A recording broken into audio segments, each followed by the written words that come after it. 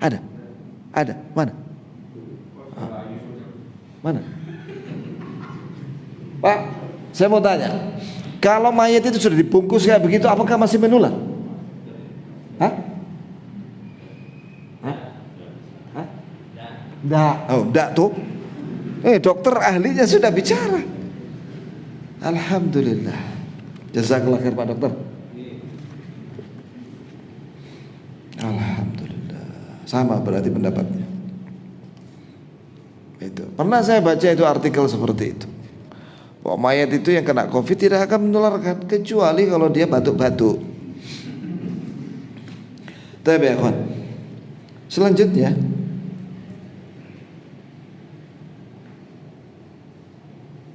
ya, jadi mayat-mayat itu butuh doa dari kita, wallahi. Bahkan Nabi memberitakan doa anak untuk orang tua itu menjadi pahala buat orang tua. Kata Nabi SAW, "Idza mata ibnu Adam inqata amalu illa min thalath." Jika anak Adam mati terputus amalnya. Jika terputus amalnya berarti terputus pahalanya, kecuali 3 amalan. Yang pertama, sedekah jariyah. Arti sedekah jariyah itu yaitu seorang bersedekah misalnya bangun masjid. Nah, masjid itu selama dipakai untuk ibadah, maka orang yang nyumbang itu dapat pahala walaupun dia sudah mati. 2, ilmu yang yuntafa'u bihi, ilmu yang diambil manfaatnya, baik lisan atau tulisan. Yang ketiga, waladun salih yad'u lah, anaknya yang saleh yang mendoakan orang tuanya. Nabi mengatakan apa? Anaknya yang saleh, bukan tetangganya loh ya. Ada sebagian anak nyuruh tetangga sini kamu kumpul di rumah doakan orang tua. Lalu dia duduk di depan rokokan. Loh itu kok gak berdoa? Loh kan sudah diwakili tetangga.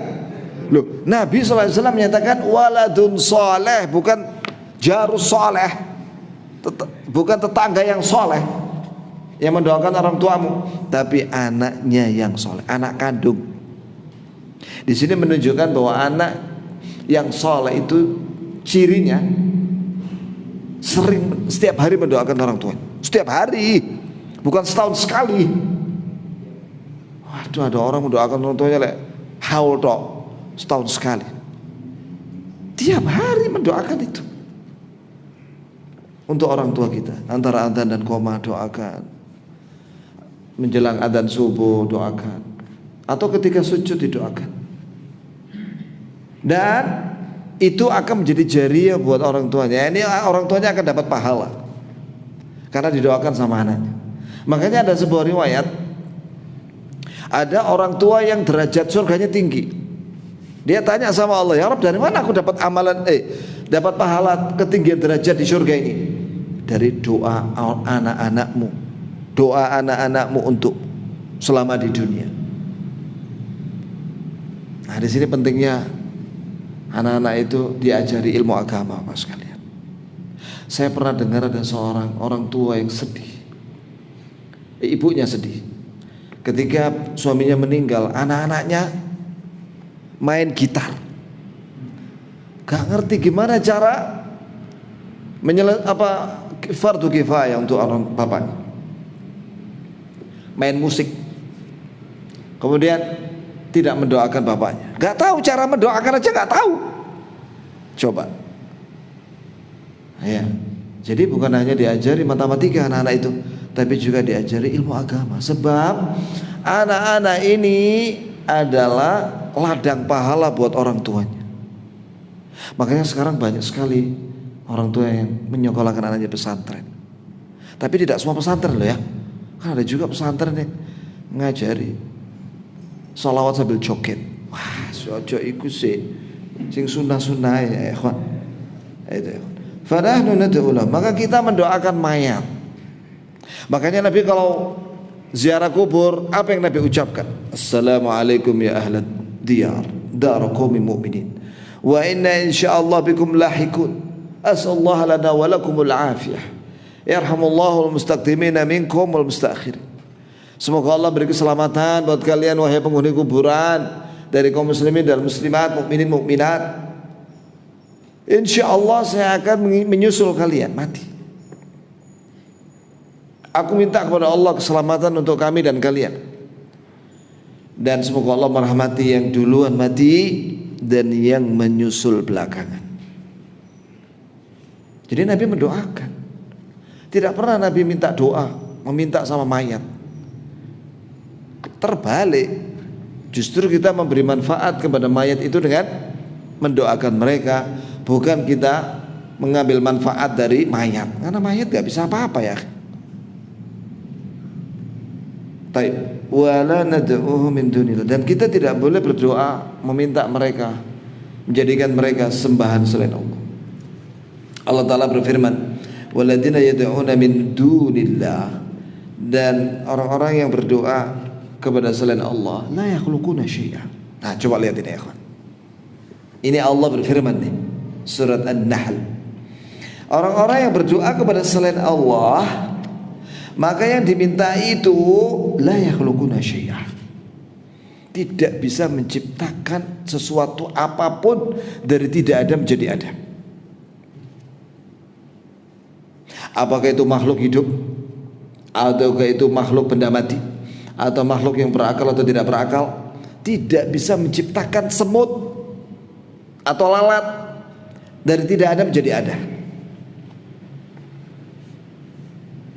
Siapa di antara manusia yang bisa menciptakan sesuatu dari tidak ada menjadi ada dengan kalimat kun fayakun? Meja ini, ya, ini dibikin oleh tukang kayu, awalnya dari pohon kayu, ditebang, potong-potong, ya, digergaji, kemudian dipaku-paku, disusun, terus dipelamir, dicat, jadilah meja. Jadi tukang kayu itu hanya merubah bentuk dari pohon menjadi meja. Dia tidak bisa mengatakan jadilah kamu meja, maka jadilah. Gak bisa ya. Dia hanya merubah bentuk. Ya, siapapun makhluk itu tidak bisa menciptakan sesuatu yang kecil, apalagi yang gede, apalagi langit dan bumi, dari tidak ada menjadi ada. Ya, wahum yukhlaqun, dan mereka diciptakan oleh Allah. Allah yang menciptakan seluruh makhluk. Amwat ghairu ahya, apalagi yang mereka minta itu mayat-mayat. Antum pernah lihat mayat ya kan? Pernah mandikan mayat? Bagaimana ketika antum mandikan dia? Geli gak dia? Kalau geli, wah, berarti masih hidup dia. Ya. Coba dikit-dikit mayat itu, nggak geli dia, nggak ketawa dia. Lah ketawa aja dia nggak ada, dia nggak bisa, nggak ngerti apa yang kita lakukan. Dan kalau sekiranya dia paham apa yang kita ucapkan misalnya, dia nggak bisa ngasih apa-apa, nggak bisa. Mayat, apalagi kalau sudah hancur di liang lahat, jadi tulang belulang hancur, itu mayat. Bahkan ada mayat itu, nasallahu salamat al-afiyah, mengeluarkan bau yang tidak sedap karena kelamaan gak dikubur-kubur. Nah ini ya kawan, penting ini ya kawan. Ya, jadi ketika mayat itu sudah dinyatakan meninggal secara medis, segera mandikan, kasih kapur baru, ya, mandikan secara syar'i, kemudian dikafani. Jika keluarganya sudah kumpul dan liang lahat sudah digali, segera diumumkan jam berapa sholatnya, sholat jenazah, dan dikuburkan.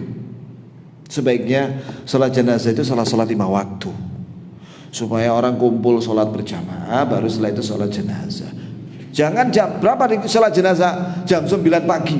Lah orang pada kerja, dari Senin sampai Jumat kan kerja ya kan. Nantilah habis Jumatan atau habis duhur, tunda 2 jam tidak apa-apa, supaya orang kumpul sholat duhur kemudian sholat jenazah. Seperti di Masjid Nabawi, di Masjidil Haram itu sholat jenazah jam berapa? Ya pada sholat 5 waktu, pada subuh, pada duhur, pada asar, pada maghrib, pada isya.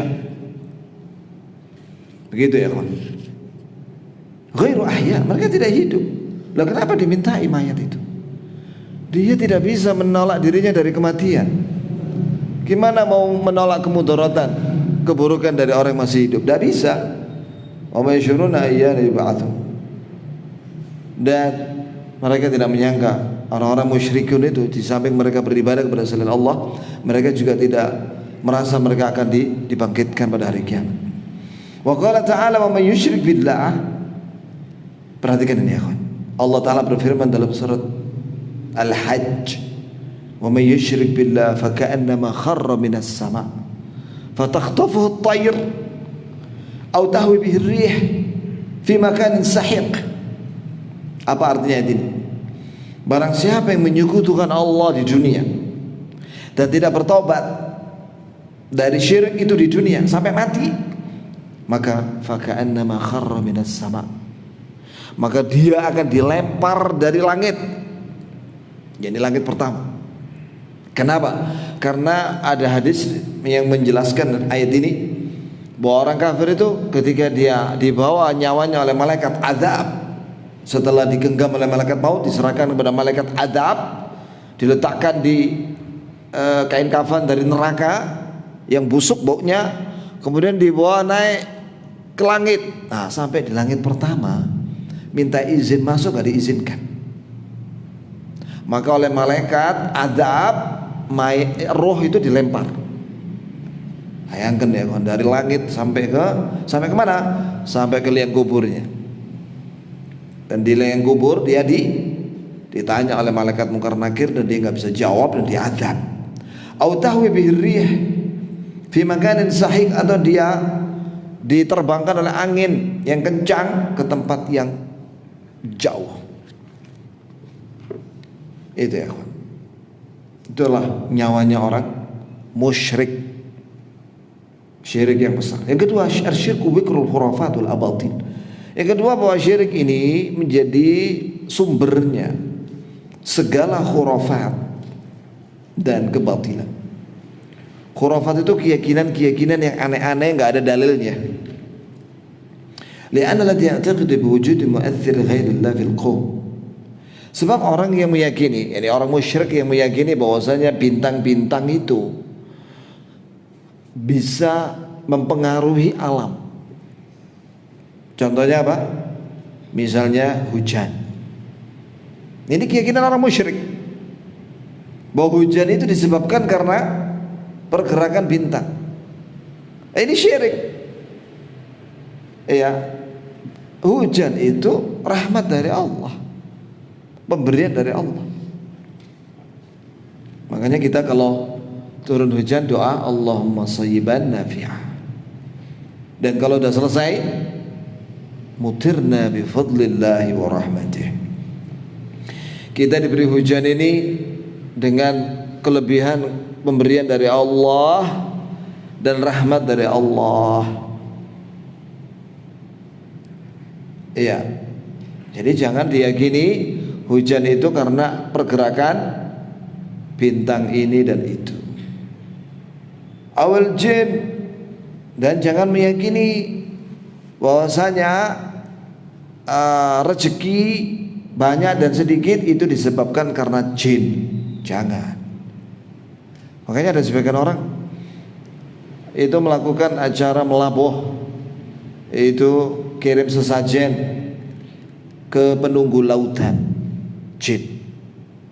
Katanya kalau dikasih nasi koneng campur kepala kerbau dan kepala kambing dan ayam, maka ikannya banyak. Lah, memangnya yang menciptakan ikan itu jin? Jin gak bisa menciptakan apa-apa, sama dengan manusia. Itu ya kawan. Jadi masih ada sebagian orang itu meyakini bahwa jin itu bisa menambah rezeki, bisa mengurangi rezeki dan lain sebagainya. Abil asbah. Asbah ini pergerakan buruk, ya. Jadi kalau ada burung gagak terbang ke kanan, wah ini rezeki banyak ini. Kalau terbang ke kiri, wah rezeki kurang. Nah ini syirik. Keyakinannya nggak ada dalilnya. Gak ada hubungannya rezeki dengan pergerakan burung gagak atau selain burung gagak. Awil arwah atau ruh. Ini sebagian orang punya keyakinan bahwa ruh orang yang mati itu masih bergentayangan di dunia. Kadang-kadang mampir, maka dia sediain kopi pada malam Jumat Legi atau Pahing atau Kliwon atau apa gitu ya. Nah terus setelah ditunggu maghrib sampai isya, pada isya kok berkurang. Wah yo ono sing minum pastilah. Lega manusia mungkin jin seneng kopi, ya kan? Nah karena nggak ditutup sama dia, diminum sama manusia atau jin. Allah musta'an. Sebagian manusia meyakini bahwa roh-roh itu bersemayam di tubuhnya makhluk yang hidup. Makanya mereka mengkultuskan itu. Contohnya kerbau bule yang ada di Surakarta, yang dianggap sebagai jelmaan dari Kiai Slamet. Astagfirullahaladzim. Ini keyakinan animisme dinamisme. Keyakinan animisme dinamisme itu ada dua. Yang pertama meyakini bahwa roh itu yang sudah mati itu bisa datang lagi ke alam dunia. Tidak bisa ya kawan, nggak bisa datang. Makanya mereka tinggalnya di alam barzakh. Barzakh itu artinya apa? Barzakh, pembatas antara alam kubur dengan alam dunia. Orang kalau sudah masuk di alam kubur tidak bisa balik ke dunia, nggak bisa. Nggak bisa balik. Lah kok balik lah bisa sholat di masjid Muttaqin. Nggak bisa balik dia. Itu ya kawan, sampai hari kebangkitan.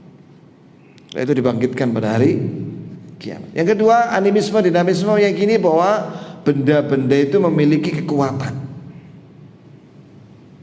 Akik dari bacan yang warnanya hijau itu, royo-royo itu, wah, larang itu dulu 6 juta. Katanya kalau pakai itu nggak akan kena, nggak bisa kalah. Waduh, kalah apa maksudnya? Inti, baik ya kawan. Saya mana tadi ya kawan? Arwah. Jadi ruh tidak bisa bergentayangan dan tidak bisa menjelma di tubuhnya orang yang masih hidup, manusia atau hewan. Sehingga yusbihu aqlu musta'id li kulli khurafah.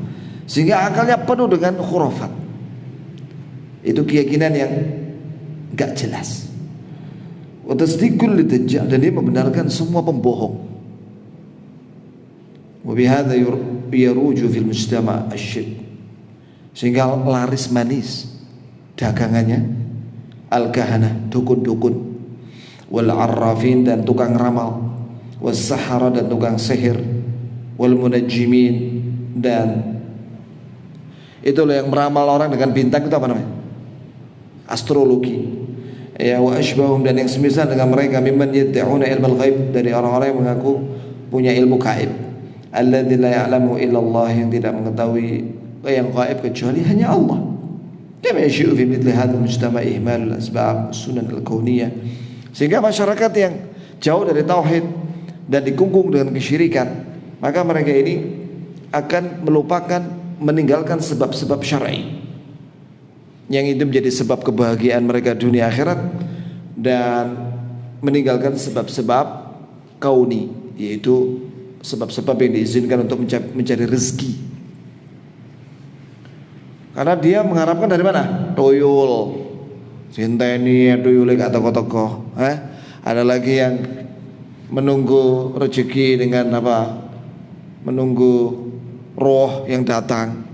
Nggak taunya jin, ngaku roh. Ya. Ada lagi, ini masalah mimpi lagi ya kawan. Mimpi nih ya kawan. Dalam Islam mimpi itu hiasannya tidur, kembangannya turu. Ada mimpi yang menyenangkan, makan soto, makan nasi goreng. Ya, ada mimpi yang buruk, ditakut-takuti sama ular, kalajengking, dan lain sebagainya. Ketika seorang mimpi yang baik, ya makan soto, boleh nggak cerita? Ya boleh aja cerita, hak dia untuk cerita. Dan yang mendengarkan juga terserah juga mau dengar apa enggak, ya kan? Namanya mimpi, nggak kenyataan. Gitu. Kemudian kalau mimpi buruk itu dari setan. Dari setan. Ketika antum mimpi buruk menghadap ke kanan, langsung ambil kiri, menghadap ke kiri. Begitu ya kawan. Dan ucapkan a'udzubillahi minasyaitonirrajim, langsung hilang itu. Lah kalau datang lagi, ya ngadep ke kanan lagi. Ucapkan a'udzubillahi minasyaitonirrajim, baca ayat kursi. Kemudian orang yang mimpi itu tidak ada pahala. Misalnya ada orang mimpi sholat di Masjidil Haram, sholat, dapat pahala nggak dia dalam mimpi itu? Wah, dapat, cuma mimpi. Ada orang mimpi minum khamr, dosa nggak? Nggak dosa, cuma mimpi, akhi. Jadi mimpi itu nggak ada hukumnya, nggak ada siksa, nggak ada pahala, nggak ada konsekuensi hukum. Baik, sekarang mimpi bertemu dengan Nabi SAW. Ya boleh mimpi ketemu dengan Nabi, itu nikmat dari Allah. Tapi syaratnya, satu, ente harus belajar bagaimana bentuk tubuhnya Nabi dan wajahnya Nabi, bagaimana warna kulitnya Nabi, jenggotnya Nabi, hidungnya, dadanya, cara berjalannya. Harus belajar di kitab akhlaknya Nabi SAW, syama'il Nabi SAW. Sebab syaitan jin tidak bisa meniru wajah Nabi. Jadi kalau ada orang mimpi, ngaku-ngaku mimpi ketemu Nabi, tanya sama dia, Nabi yang kita lihat itu wajahnya kayak apa kulitnya? Dia bilang hitam. Itu bukan Nabi, akhi, syaitan itu. Ada lagi, gimana matanya? Matanya sifit. Namanya Nabi orang Cina, orang Arab ya akhi. Matanya belok-belok Nabi itu, ya bunder, mana ada sifit. Kemudian bagaimana jenggotnya? Wah, jenggotnya dicukur. Mana ada Nabi jenggotnya dicukur, ngawur aja inti. Terus di situ yang kita lihat itu, yang kulit hitam itu, rambutnya kayak apa? Keribu. Wah, salah, Nabi rambutnya gak keribu ya kawan. Nabi itu rambutnya ikal, bagus, tidak jabrik, tidak keribu. Terus yang ente lihat itu nyuruh apa dia? Oh, nyuruh kita disuruh untuk haji ke Jember. Ingat bahwasanya mimpi melihat Nabi itu bukan berarti kemudian ada wahyu baru, gak ada lagi wahyu baru. Ya mimpi ketemu Nabi, senang ketemu Nabi dalam mimpi. Tapi tidak ada lagi terus ada kamu disuruh bikin torekot. Ini Aremaniyah misalnya ya akhi. Ada torekot agama sufi namanya Aremaniyah misalnya ya. Oh jangan diikuti itu bukan Nabi itu. Mana ada Nabi kenal dengan Arema? Nabi Muhammad mana tahu dengan Arema ya akhi? Antum jangan mengada-ngada ya. Atau dikaitkan dengan politik. Aku mimpi ketemu Nabi. Disuruh apa itu sama Nabi? Disuruh kudeta. Jangan itu setan itu ya. Ngawur, mau memberontak. Jadi tidak ada lagi wahyu baru. Ketika seorang bertemu dengan Nabi ketika mimpi, tidak ada lagi wahyu baru. Jadi jangan mengada-ngada. Tidak ada konsekuensi hukum. Ngapain dilaporin ke polisi? Ya salam, orang mimpi kok dilaporin polisi? Si ngelaporin ini gak ngerti sama sekali sudah. Ya.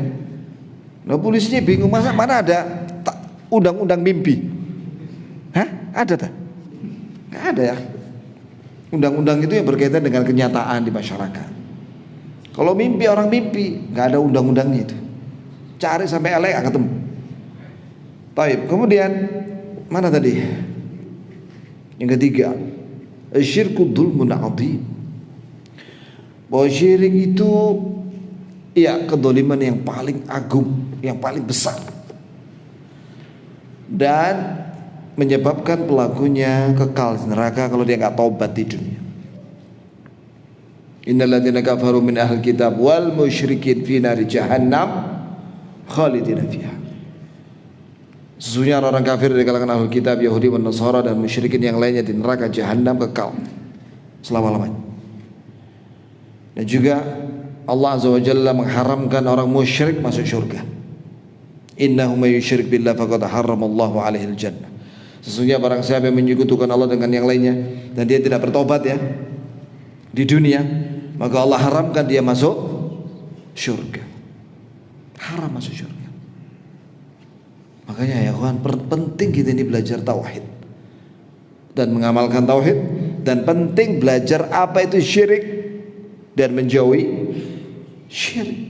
Contoh, kadang-kadang kita nggak sadar mengucapkan kalimat dengan lisan sembahyang. Apa artinya itu? Menyembah yang widiwase. Belum, memangnya kita ini sholat menyembah yang widiwase. Oh syirik ya. Hilangkanlah kalimat syirik di lisan kita. Kita sudah menghilangkan syirik dalam ibadah kita. Kita hanya beribadah kepada Allah, tapi hilangkan pula syirik dalam lisan, dalam ucapan sehari-hari. Sembahyang jangan, ganti dengan apa? Sholat. Kemudian kalau mengucapkan salam, assalamualaikum warahmatullahi wabarakatuh, jangan ditambahi swastiastu atau yang lainnya. Jangan ya akhi, syirik itu tak boleh orang Islam seperti itu ya. Harus meninggalkan kesyirikan daripada dia menyesal di neraka selama-lamanya. Menyesal selama-lamanya. Zulmun lil haqiqah, lianna a'dham al haqa'iq alla ilaha illallah. Yani mendolimi. Yani Syekh di sini menjelaskan makna syirik ini adalah kedoliman secara hakiki. Karena hakikat yang hak yang diibadahi hanya Allah. Orang yang musyrik berarti dia zalim dalam hakikat penyembahan yang benar, karena dia serahkan kepada selain Allah. Wala rabba ghairu, dan tidak ada pencipta selain Allah. Wala hakam wala hukma siwa wala hakama siwa, dan tidak ada yang menghukum dengan adil kecuali Allah. Walakinal musyrik ittakhadha ghairallahi ilaha, akan tapi orang musyrik menjadikan selain Allah sembahan. Wabtagha ghairahu hakama, dan mencari selain Allah hakam, keadilan dalam hukum pada selain Allah. Wasyirk dzulmun linnafs. Iya, syirik itu adalah mendolimi diri sendiri karena jatuh dalam dosa besar yang paling besar. Li'anna al-musyrik ja'ala nafsahu 'abdan li makhluqin mithlihi aw dunahu wa qad khalaqahu Allah hurra syirk. Iya. Ini orang yang li'anal musyrik, orang yang musyrik menjadikan dirinya menjadi budak bagi makhluk yang semisal dengan dia, menjadi hamba bagi makhluk semisal dengan dia, atau bahkan dia di bawahnya. Iya, ada orang yang nyembah tikus pipi yang kecil-kecil itu disembah di India.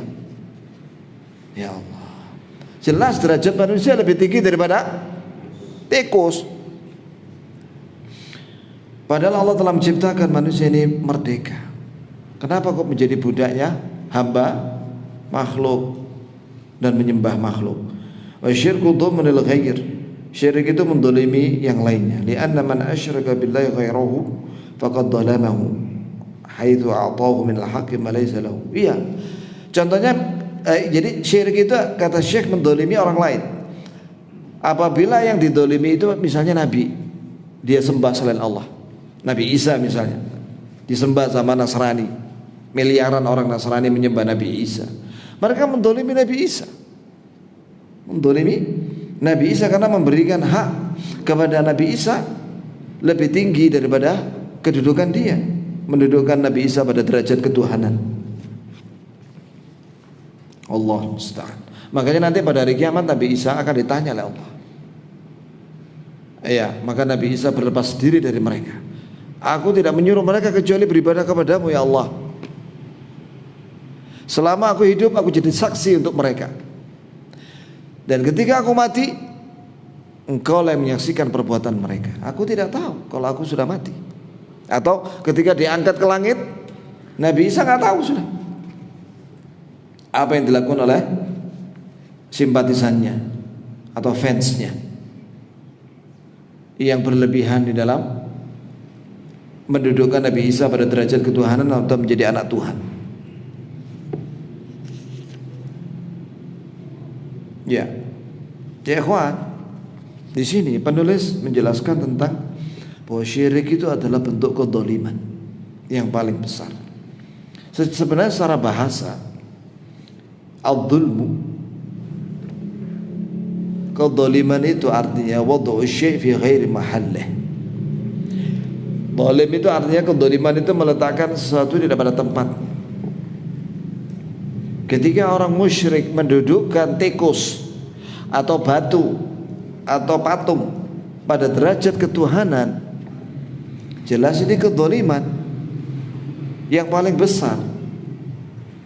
Masa menyamakan tikus dengan Rabbul Alamin, menyamakan makhluk yang lemah, yang tidak memiliki kemampuan dan tidak memiliki kekuatan, disamakan dengan Allah yang maha kuat, maha kaya, maha mampu, dan maha menguasai atas segala sesuatu. Apa ada kedzaliman yang lebih besar daripada syirik? Makanya Allah sangat marah jika disekutukan. Sangat marah. Ya. Dan orang yang musyrik sebenarnya masih diberi kesempatan sampai menjelang mati untuk bertobat. Kalau dia tidak bertobat sampai malaikat mau datang, maka dia pasti diazab di alam kubur sampai kiamat, hari kebangkitan. Kemudian di hari kebangkitan dia diazab lagi di neraka jahanam selama-lamanya. Selama-lamanya. Tidak bermanfaat nama besar dia di dunia. Walaupun dia mantan pemain bola top, legenda bola di dunia, atau dia punya jasa apa ya di dunia ini, tapi kalau dia musyrik, semua kebaikan itu hangus. Ya, silakan adzan ya ikhwan, jazakallahu khairah. Kita akhiri dengan subhanakallah wa bihamdik, asyhadu an la ilaha illa anta astaghfiruka wa atubu ilaik.